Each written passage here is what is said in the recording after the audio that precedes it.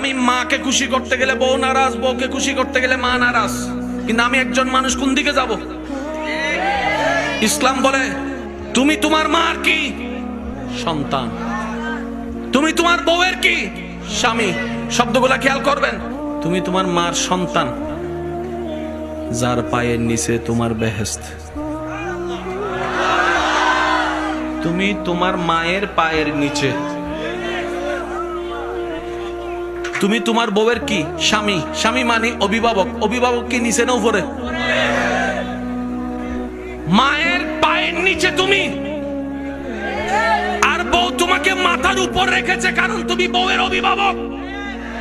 তো উপরওয়ালা তো নিচের ওয়ালার মতো হয় না, নিচের ওয়ালা তো উপরওয়ালার মতো হয় না। এবার সে বলে আমি করব কি? বলে যে শোনো, তুমি মাকে মাথায় রাখো, বউকে বুকে রাখো।